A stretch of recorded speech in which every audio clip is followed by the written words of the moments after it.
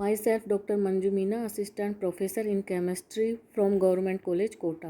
आज हम mechanism of organic reactions अर्थात रासायनिक अभिक्रियाओं की क्रियाविधि के अंतर्गत सर्वप्रथम कार्बनिक रासायनिक अभिक्रियाओं के क्रियाविधि प्रदर्शन में तीरों का महत्व के बारे में अध्ययन करेंगे। हम जानते हैं कि कार्बनिक यौगिक प्रमुख रूप से सहसंयोजी यौगिक होते हैं। सहसंयोजक बंध में दो बंध हो सकते हैं, सिग्मा बंध हो केवल या फिर सिग्मा व पाई बंध दोनों हों। एक सहसंयोजक बंध का अर्थ होता है कि एक इलेक्ट्रॉन युग्म किसी कार्बनिक अभिक्रिया में सहसंयोजक बंध टूटते हैं। कौन सा सहसंयोजक बंध टूट रहा है और इलेक्ट्रॉन किस परमाणु से किस परमाणु की तरफ जा रहा है, इसका प्रदर्शन हम घुमावदार तीरों द्वारा करते हैं। अर्थात रासायनिक अभिक्रियाओं में मुख्य रूप से कार्बनिक रासायनिक अभिक्रियाओं की क्रियाविधि के प्रदर्शन में तीरों का अत्यधिक महत्व होता है। उदाहरणार्थ, यदि एक पाई इलेक्ट्रॉन युग्म दोनों बंधी परमाणुओं के मध्य से हटकर किसी एक परमाणु की तरफ आ जाए, जैसे कि हम यहाँ देख सकते हैं कि यहाँ ए बी परमाणु के मध्य सहसंयोजक बंध है। इसमें से एक पाई इलेक्ट्रॉन युग्म बंध टूटता है तो एक पे प्लस आवेश और दूसरे पे माइनस, अर्थात माइनस आवेश का मतलब यहाँ इलेक्ट्रॉन युग्म उपस्थित है। रासायनिक अभिक्रियाओं की क्रियाविधि में पूरे सिर वाला घुमावदार तीर एक इलेक्ट्रॉन युग्म के स्थानांतरण को दर्शाता है, जो उसकी पूंछ से सिर की दिशा में गति करता है। यदि किसी प्रक्रम में इलेक्ट्रॉन युग्म के स्थान पर एक अकेला इलेक्ट्रॉन गति कर रहा है तो उसे हम आधे सिर वाले तीर के द्वारा प्रदर्शित करते हैं।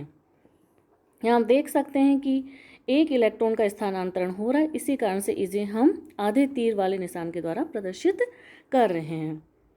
दो सिर वाले तीरों का प्रदर्शन अनुनाद दर्शाने के लिए किया जाता है। यहाँ पर फर्स्ट व सेकंड दो अनुनादी संरचनाएं हैं। यदि फर्स्ट संरचना में C1 मतलब ये C1 और C2 के मध्य पाई इलेक्ट्रॉन है, जो पाई इलेक्ट्रॉन का स्थानांतरण यदि C3 की तरफ हो तो C1 पे प्लस चार्ज आ जाता है और यहाँ पर C2 व C3 के मध्य डबल बंध बन जाता है। इस प्रकार इलेक्ट्रॉनों की शिफ्टिंग अनुनाद के द्वारा होती है, इसीलिए हम इसे दोनों तरफ तीर वाले निशान के द्वारा प्रदर्शित करते हैं। समांश एवं विषमांश बंध विदलन अर्थात homolytic and heterolytic bond breaking. किसी भी रासायनिक अभिक्रिया के संपन्न होने में प्रमुख रूप से दो अभिक्रियाएं संपन्न होती है। फर्स्ट, क्रियाकारक अणुओं के बंधों का सर्वप्रथम टूटते हैं, उसके बाद में नए बंधों का निर्माण होते हैं। अतः किसी अभिक्रिया के संपन्न होने में सबसे पहला पद है सहसंयोजक बंध का टूटना या विखंडन अथवा विदलन। हम जानते हैं कि किसी सहसंयोजक बंध में दो परमाणु के मध्य साझे के एक इलेक्ट्रॉन युग्म होता है। चूंकि कार्बनिक रसायन विज्ञान में यौगिकों के अणु में एक तत्व आवश्यक रूप से क्या होता है, कार्बन। अतः कार्बनिक यौगिकों के लिए एक सामान्य सहसंयोजक बंध को हम निम्न प्रकार से दर्शा सकते हैं। सहसंयोजक बंध का विघटन दो प्रकार से संभव है। फर्स्ट, समांश विखंडन या होमोलिटिक विदलन। सेकंड, विषमांश विखंडन या हेटेरोलिटिक विदलन। सबसे पहले हम समांश विखंडन या होमोलिटिक विदलन को देखेंगे। इस विखंडन में सांझे के दोनों इलेक्ट्रॉनों का बंधित परमाणुओं में बराबर बराबर विभाजन हो जाता है, अर्थात एक इलेक्ट्रॉन एक परमाणु के पास में और दूसरा दूसरे परमाणु के पास में चला जाता है। इस प्रकार के बंधित दोनों परमाणु अपना इलेक्ट्रॉन लेकर एक दूसरे से पृथक हो जाते हैं। इस प्रकार बने हुए परमाणु अथवा समूह विद्युत उदासीन होते हैं व इलेक्ट्रॉन अयुग्मित इलेक्ट्रॉन के कारण ये अति क्रियाशील व कम स्थायी होते हैं। इन्हें हम मुक्त मूलक या फ्री रेडिकल भी कहते हैं। कार्बनिक मुक्त मूलकों की संरचना एवं स्थायित्व। कार्बन मुक्त मूलक 3 sp2 कक्षक फर्स्ट, सेकंड और थर्ड से बंध बनाए रहता है, जबकि pz कक्षक में कार्बन मुक्त मूलक रहता है। इस प्रकार कार्बन परमाणु की परिधि में कुल 7 इलेक्ट्रॉनों का घनत्व रहता है, जबकि स्थायित्व के लिए इसे 8 इलेक्ट्रॉन की आवश्यकता होती है, अर्थात यह एक इलेक्ट्रॉन न्यून स्पीसीज है। अतः कोई प्रभाव जो इसकी इलेक्ट्रॉन न्यूनता को कम कर दे वह उसके स्थायित्व को बढ़ा दे। दो प्रकार से कारक इसको प्रभावित करते हैं। फर्स्ट है प्रेरण प्रभाव और सेकंड है अतिसंयुग्मन। फर्स्ट, प्रेरण प्रभाव। हम जानते हैं कि एल्किल समूहों का प्लस आई प्रभाव पड़ता है, अतः मुक्त मूलक कार्बन पर जितने अधिक एल्किल समूह होंगे वे उतना ही अधिक इलेक्ट्रॉन घनत्व बढ़ा देंगे, अर्थात कार्बन की इलेक्ट्रॉन न्यूनता को उतना ही कम कर देंगे और मुक्त मूलक का स्थायित्व उतना ही अधिक बढ़ा देंगे। जैसे कि हम यहाँ देख रहे हैं कि यहाँ पर कोई भी एल्किल समूह नहीं है, जबकि यहाँ पर एक एल्किल समूह है, यहाँ 2 एल्किल समूह हैं, यहाँ 3 एल्किल समूह हैं। जैसे जैसे एल्किल समूहों की संख्या बढ़ती जा रही है वैसे वैसे मुक्त मूलक का स्थायित्व बढ़ता जाता है, अर्थात तृतीय मूलक या 3 डिग्री मुक्त कार्बन मुक्त मूलक सबसे अधिक स्थायी होता है, उससे कम द्वितीयक मुक्त मूलक, उससे कम प्राथमिक और सबसे कम मैथिल मुक्त मूलक होता है। सेकंड है अतिसंयुग्मन या हाइपर कॉन्जुगेशन। अतिसंयुग्मन द्वारा अनुनाद यदि कार्बन मुक्त मूलक में होता है तो उसका स्थायित्व बढ़ जाता है। यहाँ पर अनुनाद में बीटा हाइड्रोजन परमाणु भाग लेते हैं। उदाहरण के लिए एथिल मुक्त मूलक के अंतर्गत 3 बीटा हाइड्रोजन परमाणु हैं, अतः वह निम्न प्रकार अनुनादी संरचनाएं दिखाता है और 4 अनुनादी संरचनाएं उसकी बनती है। हम यहाँ देख सकते हैं कि सबसे पहले फर्स्ट मूलक के साथ अनुनादी संरचना, फिर सेकंड हाइड्रोजन परमाणु के साथ और फिर थर्ड हाइड्रोजन परमाणुओं के साथ। इस प्रकार आइसोप्रोपिल मुक्त मूलक में 6 बीटा हाइड्रोजन परमाणु होते हैं। इसी प्रकार एथिल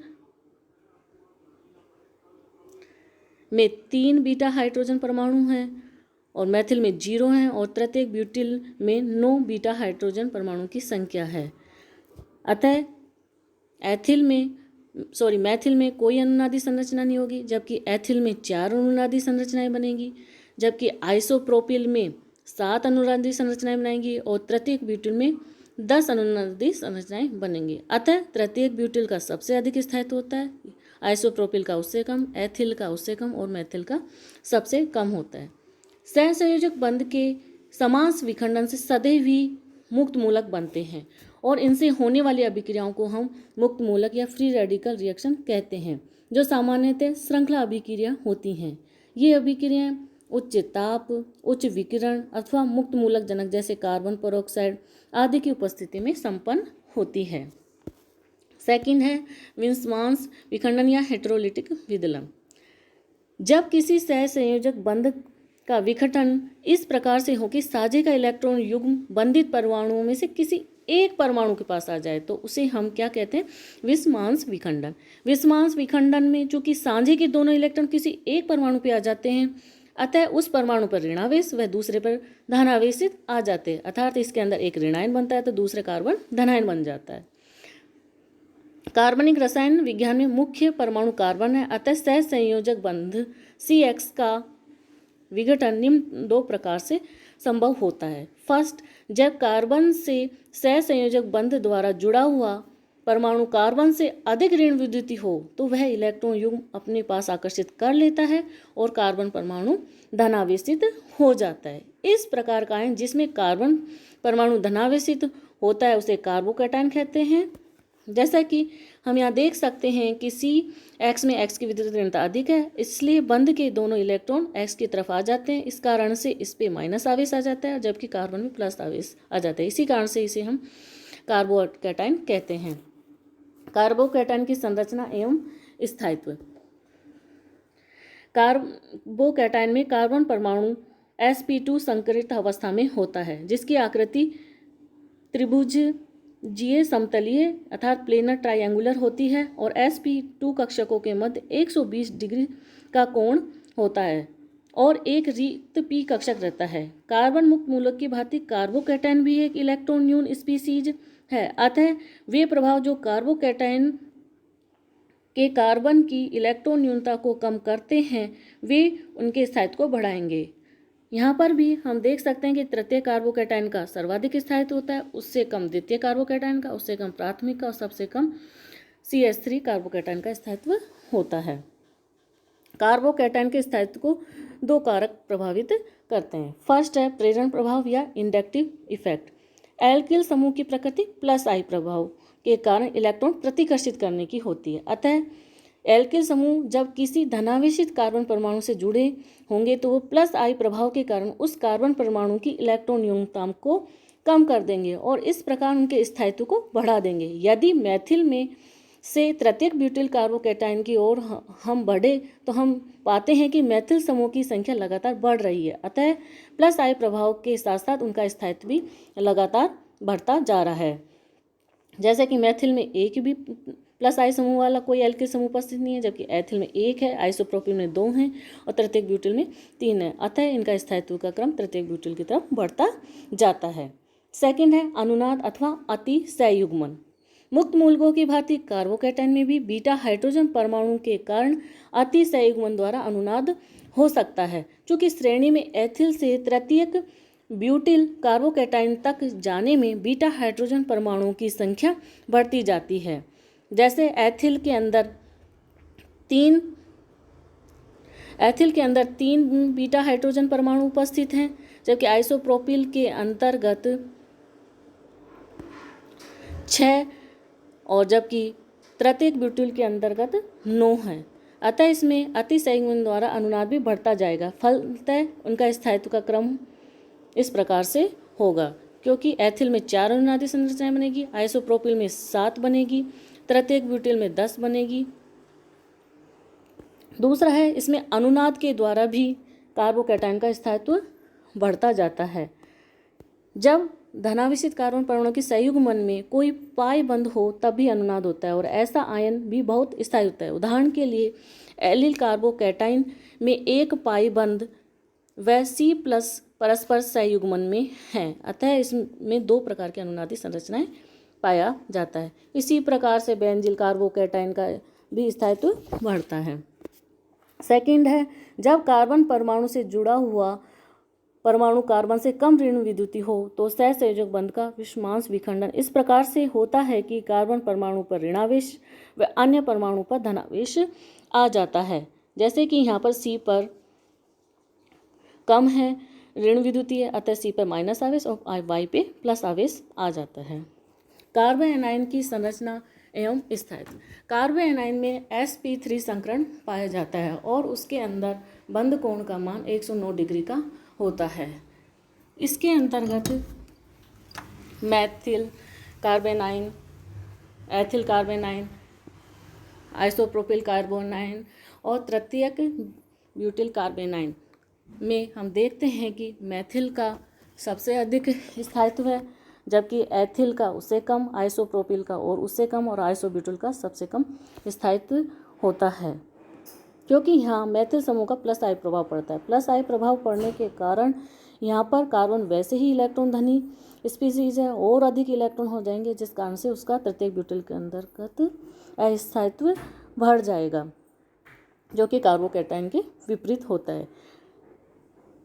इनके स्थायित्व के इस विपरीत क्रम का कारण भी प्रेरण प्रभावी होता है। अतः जब एथिल समूह से तृतीयक ब्यूटिल की तरफ जाते हैं तो मैथिल समूह की लगातार संख्या बढ़ती जाती है। मैथिल समूह का +I प्रभाव पड़ता है। जैसे जैसे मैथिल समूह की संख्या बढ़ती जाएगी +I प्रभाव के कारण ऋणावेशित कार्बन परमाणु पर इलेक्ट्रॉन घनत्व बढ़ता जाता है, फलस्वरूप उसका स्थायित्व कम हो जाता है। Thank you.